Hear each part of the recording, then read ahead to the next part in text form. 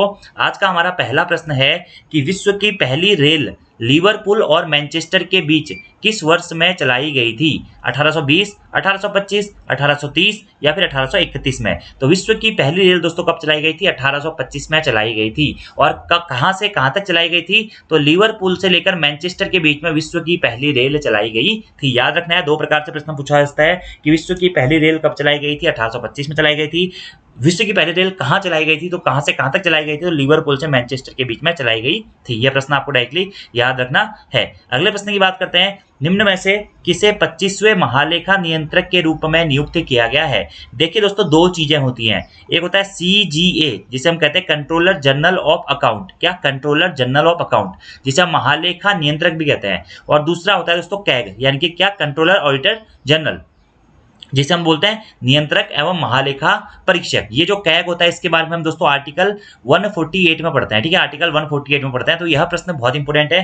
प्रश्न क्या पूछा गया? देखिए, किसे 25वें महालेखा नियंत्रक के रूप में नियुक्त किया गया है? तो उस समय पे दोस्तों करंट अफेयर का एक क्वेश्चन था और दीपक दास को 25वें महालेखा नियंत्रक के रूप में नियुक्त किया गया था। और महालेखा नियंत्रक के बारे में यानी कि CGA के बारे में हम पढ़ते हैं आर्टिकल 150 में। अब दोस्तों यहां से आपका प्रश्न बन सकता है, किसे वर्तमान में किसे महालेखा नियंत्रक के रूप में नियुक्त किया गया है, या वर्तमान में किसे 27वें महालेखा नियंत्रक के रूप में नियुक्त किया गया है? तो वर्तमान में दोस्तों जो हमारे महालेखा नियंत्रक हैं वो है कौन? भारती दास जी, सुश्री भारती दास। याद रखना है दोस्तों आपको, क्या? सुश्री भारती दास जी वर्तमान में दोस्तों हमारी क्या है? 27वीं महालेखा नियंत्रक बनी हुई है। ठीक है, 25वें कौन थे? दीपक दास थे, जो कि उस समय पर प्रश्न पूछा गया था। और वर्तमान का पूछेगा दोस्तों, वर्तमान में महालेखा नियंत्रक कौन है? तो भारती दास जी हैं। कौन से नंबर की है? 27वें नंबर की है। याद रखना है। अब दोस्तों कैग, जिसे हम बोलते हैं क्या? नियंत्रक एवं महालेखा परीक्षक, आर्टिकल 148 में हम कैग के बारे में पढ़ते हैं। तो यहां पर अगर आपसे पूछा जाता है कि वर्तमान में हमारे नियंत्रक एवं महालेखा परीक्षक कौन है, तो वह है दोस्तों कौन? गिरीश चंद्र मुर्मू। कौन है?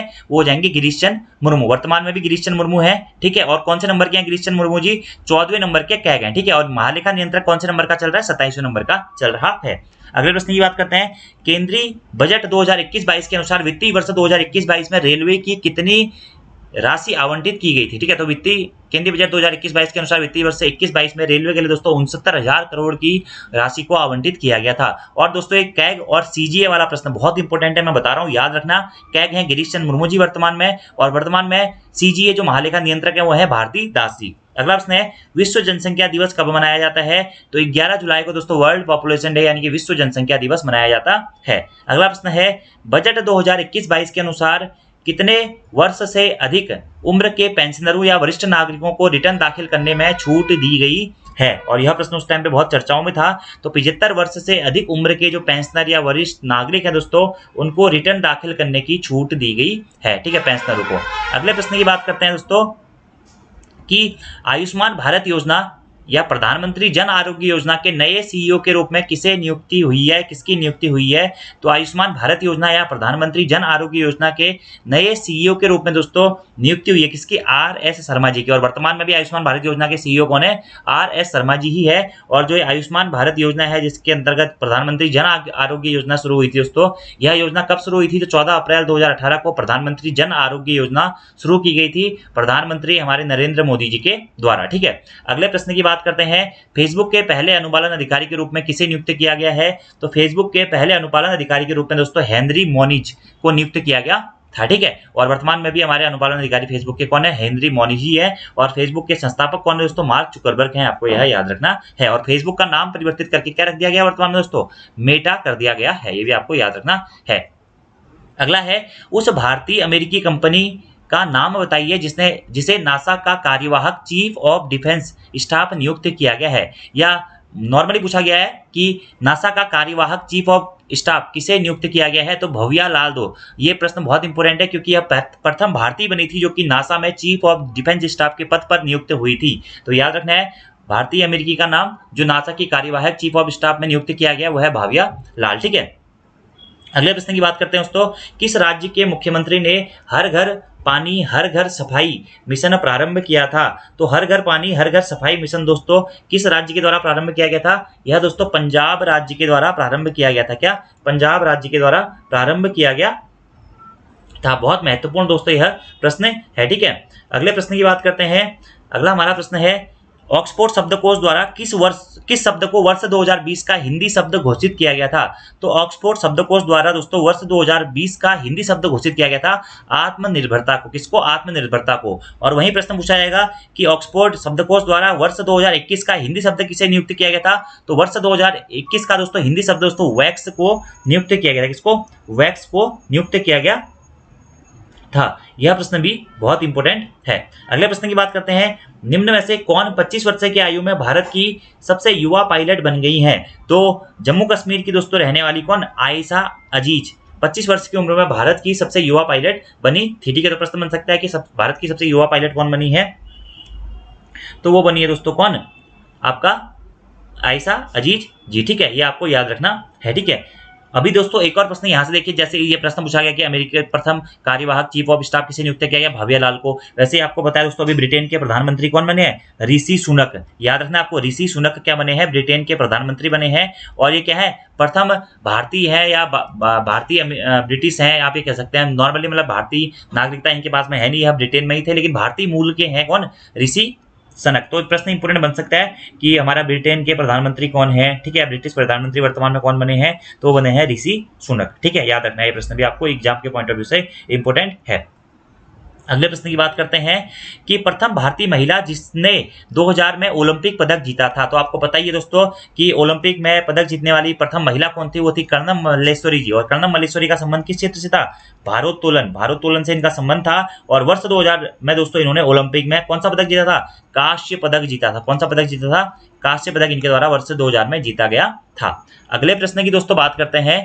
अगला हमारा प्रश्न है, कमला सबवे एन अमेरिकन लाइफ पुस्तक के लेखक कौन है? ठीक है, तो कमला सबवे एन अमेरिकन लाइफ पुस्तक के लेखक है कौन? Robert Irwin. कौन है? रॉबर्ट इरविन है। ठीक है, अगला प्रश्न है, ऋग्वेद का निम्नलिखित में से कौन सा मंडल सोम को समर्पित है? तो ऋग्वेद का दोस्तों 9वां मंडल आपका क्या है? सोम को समर्पित है। और वेदों में सबसे प्राचीन वेद के रूप में दोस्तों ऋग्वेद को जाना जाता है। ठीक है, ये आपको याद रखना है। और सत्यमेव जयते कहाँ से लिया गया है दोस्तों?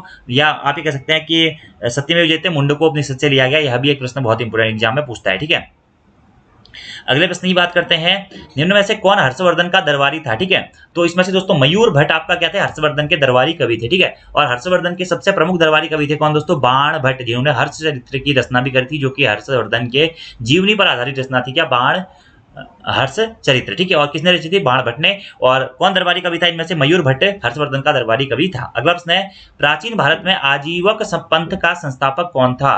तो प्राचीन भारत में आजीवक पंथ का संस्थापक दोस्तों आपका कौन था? मखली गोसाल, जिसे हम गोसालक भी दोस्तों इसे कभी कहते हैं, गोसालक। ठीक है, तो प्रश्न ये भी बन सकता है कि आजीवक पंथ का संस्थापक कौन था? गोसालक था। ठीक है, कौन? गोसालक। अगला प्रश्न की बात करते हैं, आमिर खुसरो का आध्यात्मिक गुरु कौन था? या आमिर खुसरो ने किसे अपना आध्यात्मिक गुरु माना था? तो शेख निजामुद्दीन औलिया को दोस्तों आमिर खुसरो ने अपना आध्यात्मिक गुरु माना था। किसे? शेख निजामुद्दीन औलिया को। अगले प्रश्न की बात करते हैं, सुल्तान बनने से पहले निम्न में से किसने कड़ा के गवर्नर के रूप में भी कार्य किया था?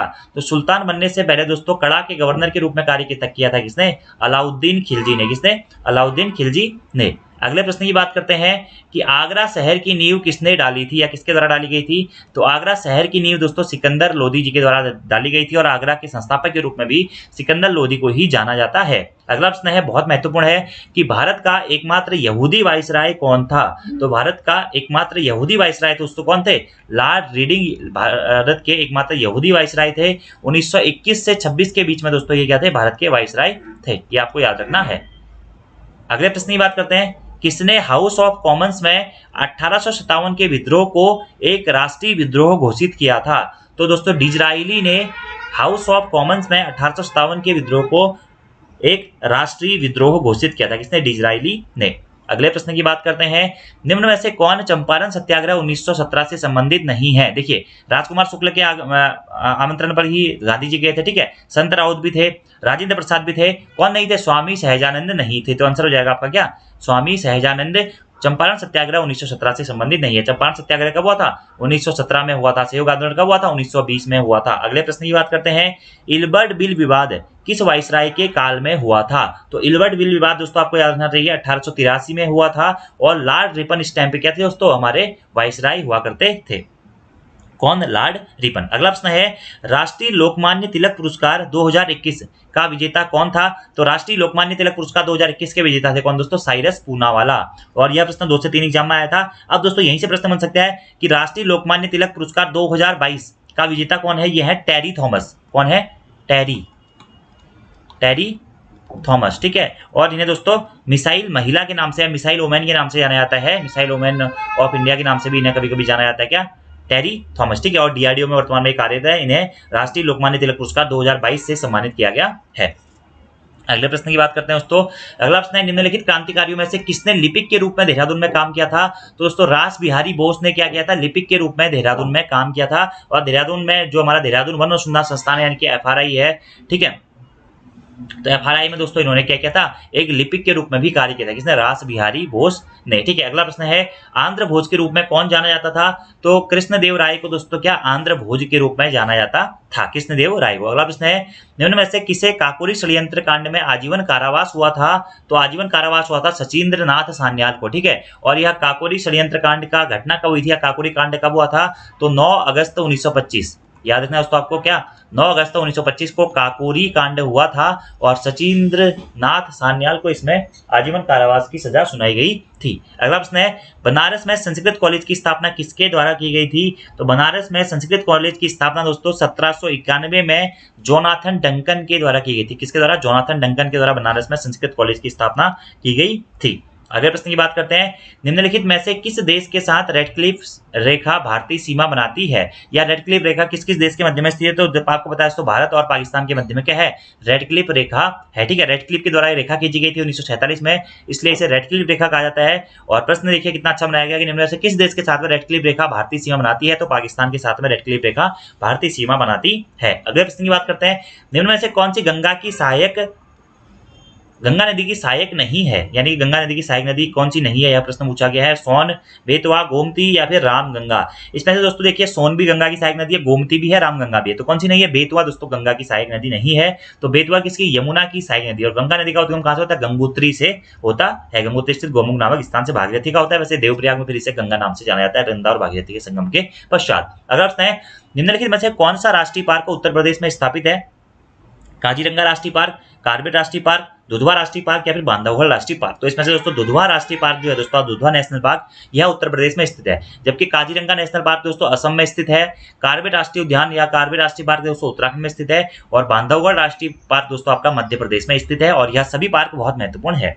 अगला प्रश्न है कौन सा राज्य 2011 में सबसे अधिक जनघनत्व रखता है? या 2011 की जनगणना के अनुसार भारत में सर्वाधिक जनघनत्व वाला राज्य कौन सा दोस्तों? वो है आपका बिहार, ठीक है। और बिहार का जनघनत्व लगभग आपका 1106 था, ठीक है। और उत्तराखंड का जनघनत्व कितना है दोस्तों? उत्तराखंड का था 189, ठीक है।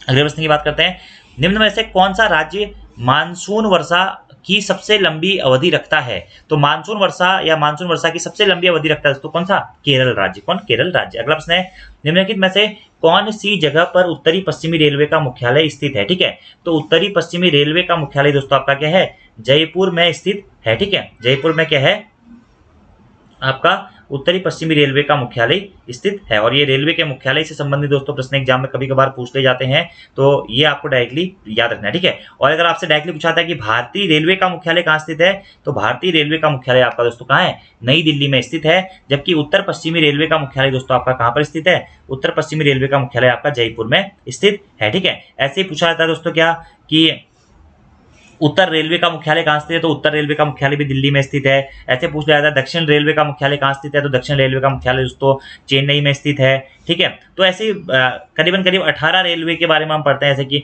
पश्चिम मध्य रेलवे का जबलपुर में है, उत्तर पश्चिम का जयपुर में है, उत्तर मध्य रेलवे का इलाहाबाद में है, ठीक है। ऐसे प्रश्न बन जाता है कभी कभी कि दक्षिण पश्चिम रेलवे का मुख्यालय हुबली में है, दक्षिण पूर्व मध्य का मुख्यालय दोस्तों बिलासपुर में है, ठीक है। तो दक्षिण पूर्व रेलवे का जो आपका मुख्यालय है वह कोलकाता में है। तो इस प्रकार के प्रश्न दोस्तों बन जाते हैं, तो एक बार आप लोग एग्जाम में जाने से पहले देख लीजिएगा। अगला प्रश्न है इंडियन सिविल सर्विस में सुभाष चंद्र बोस का चयन कब हुआ था, तो इंडियन सिविल सर्विसेज यानी कि आईसीएस में सुभाष चंद्र बोस का चयन हुआ था दोस्तों कब? 1920 में, ठीक है। और आईसीएस यानी कि इंडियन सिविल सर्विसेज एक प्रथम आईसीएस कौन बने थे हमारे? वो थे सत्येंद्र नाथ टैगोर जी, 1862-63 में प्रथम आईसीएस बने थे। और सुभाष चंद्र बोस का चयन आईसीएस के लिए कब हुआ था? इंडियन सिविल सर्विसेज के लिए यह हुआ था 1920 में। अगले प्रश्न की बात करते हैं भारत में मैग्नीज का सर्वाधिक उत्पादक राज्य कौन सा है? ठीक है, तो भारत में दोस्तों मैग्नीज का जो सर्वाधिक उत्पादक राज्य है वो है दोस्तों क्या? उड़ीसा। क्या है?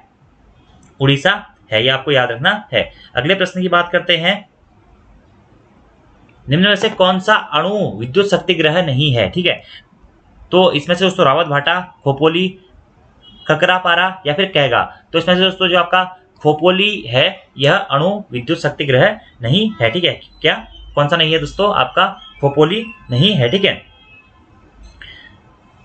अगले प्रश्न की बात करते हैं दोस्तों, खोपोली में आई थिंक जो आपका वाटर पावर प्लांट है, ठीक है, यानी कि हाइड्रो पावर प्लांट है। ठीक है, तो ये भी आपको याद रखना है। तो खोपोली में आपका क्या है? जल विद्युत परियोजना है। ठीक है, और यहाँ पे रावत भाटा और ककरापारा और कैगा, यहाँ पर क्या है दोस्तों? आपका अणु विद्युत शक्ति ग्रह है, यानी कि थर्मल पावर स्टेशन है, आप इंग्लिश में मेनली ये कह सकते हैं। ठीक है, अगले प्रश्न की बात करते हैं, निम्न में से कौन सा केंद्र रेशम वस्त्र के उत्पादन के लिए नहीं पहचाना जाता है? अहमदाबाद, मैसूर, श्रीनगर या फिर रत्नागिरी। ठीक है, तो इसमें से दोस्तों देखिए, अहमदाबाद आपको बताया रेशम वस्त्र के उत्पादन के लिए पहचाना जाता है, मैसूर भी पहचाना जाता है, श्रीनगर भी पहचाना जाता है। तो कौन सा नहीं पहचाना जाता है? रत्नागिरी नहीं पहचाना जाता है। ठीक है, रत्नागिरी नहीं पहचाना जाता है। अगले प्रश्न की बात करते हैं, बागेश्वर का बागनाथ मंदिर किन दो नदियों के संगम पर स्थित है? तो सरयू तथा गोमती नदी के संगम पर स्थित है दोस्तों क्या? बागेश्वर का बागनाथ मंदिर, जिसे लक्ष्मीचंद के द्वारा 1602 ईस्वी में बनाया गया था। अगले प्रश्न की बात करते हैं दोस्तों, कि ब्रिटिश प्रशासन द्वारा राजकीय रक्षालय संस्थान की स्थापना कहाँ की गई थी? तो ब्रिटिश प्रशासन द्वारा राजकीय रक्षालय संस्थान की स्थापना पटवाडांगर में की गई थी, और ये कहाँ पड़ता है? मुक्तेश्वर के पास में पड़ता है दोस्तों। कहाँ पे? हमारा नैनीताल जनपद में। तो ब्रिटिश प्रशासन द्वारा राजकीय रक्षालय संस्थान की स्थापना पटवाडांगर में की गई थी। अगला प्रश्न है, सर जॉर्ज एवरेस्ट ने अपनी वेधशाला कहाँ स्थापित की थी? तो सर जॉर्ज एवरेस्ट ने अपनी वेधशाला मसूरी में स्थापित करी थी, इसीलिए दोस्तों एवरेस्ट हाउस भी कहाँ स्थित है? आपका मसूरी में ही स्थित है, और यह प्रश्न एग्जाम में 2 से 3 बार पूछा जा चुका है। अगला प्रश्न है, ब्रिटिश कालीन कुमाऊं में पहला कुष्ठाश्रम कहाँ स्थापित हुआ था? तो ब्रिटिश कालीन कुमाऊं में दोस्तों जो आपका पहला कुष्ठाश्रम है वह दोस्तों आपका कहाँ? अल्मोड़ा में आपका स्थापित हुआ था। ब्रिटिश कालीन कुमाऊं में पहला कुष्ठाश्रम कहाँ? अल्मोड़ा में स्थापित हुआ था। अगला प्रश्न है, निम्न में से कौन सा युग्म सुमेलित नहीं है? औली शीतकालीन खेल हेतु प्रसिद्ध है, पंचेश्वर मत्स्य आखेट हेतु प्रसिद्ध है, पिंडारी ग्लेशियर या हिमनद ट्रैकिंग के लिए प्रसिद्ध है, हर्षिल जल क्रीड़ा के लिए प्रसिद्ध है। देखिए दोस्तों, औली शीतकालीन खेलों के लिए प्रसिद्ध है, बिल्कुल स्कीइंग होती है। पंचेश्वर मत्स्य आखेट के लिए प्रसिद्ध है, ठीक है, क्योंकि यहाँ पे पंचेश्वर बांध भी काली नदी की शारदा नदी के किनारे पे स्थित है।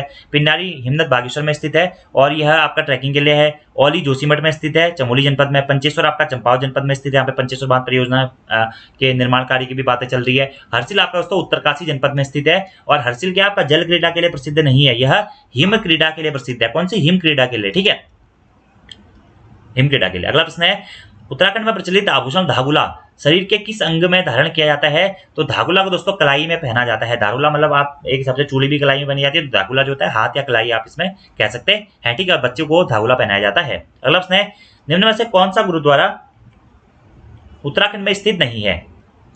देखिए दोस्तों, मीठा रीठा साहिब गुरुद्वारा चंपावत जनपद में स्थित है, नारंगमत्ता गुरुद्वारा दोस्तों आपका उधम सिंह नगर जनपद में स्थित है, और हेमकुंड साहिब गुरुद्वारा आपका दोस्तों चमोली जनपद में स्थित है। तो कौन सा उत्तराखंड में स्थित नहीं है? पोंटा साहिब गुरुद्वारा आपका उत्तराखंड में स्थित नहीं है, याद रखना है। कौन सा? पोंटा साहिब, ठीक है। अगले प्रश्न की बात करते हैं दोस्तों, निम्न में से कौन सी फसलें खरीफ मौसम में नहीं उगाई जाती है? ठीक है, तो खरीफ आपका मौसम में कौन सी फसल नहीं उगाई जाती? जौ, सरसों, बाजरा, चावल, मक्का, ज्वार, चावल। देखिए दोस्तों, खरीफ की फसलों के बारे में आपको याद होगा कि खरीफ की जो फसलें हैं यह जून जुलाई में बोई जाती हैं, और आपका सितंबर अक्टूबर में यह खरीफ की फसलें क्या होती हैं? काटी जाती हैं, ठीक है। और खरीफ की फसलें मेनली वर्षा ऋतु की फसलें होती हैं, तो बाजरा और चावल तो दोस्तों खरीफ की फसल होती है। ऐसे मक्का और ज्वार और चावल, ये तो आपका क्या है? खरीफ की फसलें हैं। तो प्रश्न पूछा गया कि कौन सी खरीफ के मौसम में नहीं उगाई जाती हैं? तो जौ और सरसों दोस्तों आपका क्या है? खरीफ के मौसम में नहीं उगाई जाती हैं। तो जौ, सरसों ये सब क्या है दोस्तों? आपकी रबी की फसलें क्या है? रबी की फसलें। तो रबी की फसल दोस्तों आपको बताइए अक्टूबर नवंबर में बोई जाती है, और आपका अप्रैल मई में रबी की फसल को काटा जाता है। शीतकालीन फसल के रूप में भी रबी की फसल को जाना जाता है। और रबी की फसल कौन कौन सी होती है? जौ, सरसों, गेहूं, मटर, चना, ये आपकी रबी की फसल होती है। वहीं दोस्तों आपसे प्रश्न पूछा जाएगा कि खरीफ की फसलें कौन कौन सी होती हैं? तो आपका चावल, कपास, बाजरा, मक्का, ज्वार, अरहर, मूंग, उड़द, ये सभी आपकी क्या है दोस्तों? खरीफ की फसलें होती है। मेनली मक्का, ज्वार, अरहर, इस प्रकार के प्रश्न एग्जाम में भी पूछे जाते रहे हैं, ठीक है। अगले प्रश्न की बात करते हैं दोस्तों। अगला हमारा प्रश्न है, कुमाऊं के ब्रिटिश कमिश्नरों का कौन सा अनुक्रम सही है? ठीक है, तो देखिए प्रथम कुमाऊं कमिश्नर कौन थे? ई गार्डनर थे। दूसरे कुमाऊं कमिश्नर कौन थे? कमिश्नर ट्रेल थे। तीसरे कुमाऊं कमिश्नर कौन थे दोस्तों? आपके लुसिंगटन थे। चौथे कुमाऊं कमिश्नर, एक मिनट, प्रथम कुमाऊं कमिश्नर दोस्तों आपके ट्रेल थे, सॉरी गार्डनर थे। दूसरे कुमाऊं कमिश्नर आपके क्या थे? ट्रेल थे। ठीक है, तो गार्डनर और ट्रेल का जो पेयर है ये देखिए ऑप्शन नंबर डी आपका सही हो जाएगा। प्रथम कुमाऊं कमिश्नर गार्डनर थे, दूसरे कुमाऊं कमिश्नर दोस्तों कौन थे? ट्रेल थे। ठीक है, तीसरे कुमाऊं कमिश्नर दोस्तों आपके इसके बीच में आते हैं। ठीक है, ये लुसिंगटन जो है ये चौथे कुमाऊं कमिश्नर है, और पांचवें कुमाऊं कमिश्नर है दोस्तों बेटन, और छठे आपके कुमाऊं कमिश्नर थे कौन? छठे कुमाऊं कमिश्नर थे आपके, एक मिनट, वो हेनरी रैमजे। ठीक है, और तीसरे नंबर के जो कुमाऊं कमिश्नर थे गोबान। गोबान आपके तीसरे नंबर के कुमाऊं कमिश्नर थे। ठीक है, तो ये सीक्वेंस है। तो ऑप्शन के अकॉर्डिंग ऑप्शन नंबर डी आपका सही है, गार्डनर ट्रेल, बीच में गोबान आते हैं, फिर लुसिंगटन आता है, फिर बेटन आता है, इसके बाद में आता है हेनरी रेमजे। 6 कमिश्नर आपको दोस्तों डायरेक्टली याद रखने हैं। अगले प्रश्न की बात करते हैं, विप्रलब्ध नायिका चित्र गढ़वाल कलम के किस चित्रकार की कृति है? तो विप्रलब्ध नायिका जो चित्र है दोस्तों यह गढ़वाल कलम के मौलाराम के प्रसिद्ध चित्रकार की कृति है। क्या? विप्रलब्ध नायिका। ठीक है, मौलाराम को पता गढ़वाल शैली के महान चित्रकार के रूप में दोस्तों जाने जाते हैं, और मूलतः यह सुनार जाति से संबंधित है। इनके जो खानदान है वह सुनार जाति से संबंधित था। ठीक है, मौलाराम तोमर इनका पूरा नाम था। इनके पिताजी का नाम था मंगतराम तोमर, और मौलाराम के ऊपर मैंने एक स्पेशल वीडियो दोस्तों बनाया हुआ है कंप्लीट, तो आप सर्च कर सकते हैं मौलाराम बाई उत्तराखंड जी के वेरी ये ट्रिक्स, सारे फैक्ट्स मैंने उस वीडियो में बताए हुए हैं, तो उसको आप देख लीजिएगा। अगला प्रश्न है, कुमाऊं में पहला क्षय रोगाश्रम की स्थापना कहां पे हुई थी? तो भवाली में दोस्तों प्रथम क्षय रोगाश्रम यानी कि टीबी सैनिटोरियम की स्थापना कहां पे? भवाली में की गई थी। तो टीबी सैनिटोरियम उत्तराखंड में कहां स्थित है? यह आपका भवाली में स्थित है। बेसिक सा क्वेश्चन है, बहुत बार एग्जाम में पूछा गया है। अगला प्रश्न है, कटारमल स्थित मंदिर किस देवता से संबंधित है? तो कटारमल स्थित जो मंदिर है दोस्तों वह सूर्य देवता से संबंधित मंदिर है, कटारमल मंदिर। ठीक है, और कहाँ स्थित है? अल्मोड़ा जनपद में स्थित है दोस्तों, और कटारमल के द्वारा इस मंदिर को बनाया गया था। फिर बाज बहादुर चंद के द्वारा बाद में इस मंदिर का जीर्णोद्धार किया जाता है। यह मंदिर उत्तराखंड शैली में निर्मित है और कोसी नदी के किनारे पर स्थित है। इसे बुढ़ादित्य सूर्य मंदिर के नाम से भी जाना जाता है, गुणादित्य सूर्य मंदिर के नाम से भी जाना जाता है। अगला प्रश्न है, निम्नलिखित में से कौन सी जनजाति उत्तराखंड में नहीं पाई जाती है? थारू, बोक्सा, भील या जौनसारी? देखिए दोस्तों, भील जनजाति जो है वह उत्तराखंड में नहीं पाई जाती। कौन सी जनजाति? भील जनजाति उत्तराखंड में नहीं पाई जाती है। अगला प्रश्न है, निम्नलिखित को सुमेलित कर उत्तर पहचानिए। सौका जनजाति कहाँ पाई जाती है दोस्तों उत्तराखंड में? तो सौका जो जनजाति है दोस्तों ये हमारी पाई जाती है उत्तराखंड में आपका धारचूला के आसपास में। जौनसारी जनजाति आपका चक्राता देहरादून में, राजी जनजाति आपका डीडीहाट पिथौरागढ़ में, और थारू जनजाति आपका खटिया में। ठीक है, थारू जनजाति मेनली उधमसिंह नगर में पाई जाती है, राजी जनजाति आपका मेनली पिथौरागढ़ में पाई जाती है, जौनसारी जनजाति मेनली देहरादून जनपद में पाई जाती है, और वहीं सौका जनजाति भी पिथौरागढ़ जनपद के आसपास के क्षेत्रों में पाई जाती है। ठीक है, पिथौरागढ़ और चमोली में। ठीक है, तो ऑप्शन के अकॉर्डिंग दोस्तों क्या हो जाएगा? 2 3 4, 1 2 3 4, एक ऑप्शन नंबर डी आपका दोस्तों यहाँ पे सही आंसर हो जाएगा। अगला हमारा प्रश्न है, निम्नलिखित में से कौन सा युग्म सुमेलित नहीं है? बर्डन मेमोरियल चर्च अल्मोड़ा में स्थित है दोस्तों, बिल्कुल सही है बर्डन मेमोरियल चर्च। ठीक है, Saint John's in Wilderness church Nainital में स्थित है, ये भी बिल्कुल सही है। इग्नेशियस माइकल चर्च आपका रानीखेत में स्थित है, ये भी बिल्कुल सही है। तो कौन सा युग्म सुमेलित नहीं है? तो ऑप्शन नंबर सी दोस्तों हमारे यहाँ पे सुमेलित नहीं है, क्योंकि सेंट बोनावेंचर्स चर्च जो है यह मसूरी में स्थित नहीं है, यह दोस्तों रानीखेत में यह चर्च आपका स्थित है। कहाँ पे? रानी खेत में। ठीक है, और इस चर्च की स्थापना हुई थी 1899 के आसपास में। ठीक है, तो Budden Memorial Church Almora, Saint John's in Wilderness Church आपका नैनीताल, इग्नेशियस माइकल चर्च आपका रानीखेत में स्थित है, और सेंट बोनावेंचर चर्च भी आपका रानीखेत में ही स्थित है।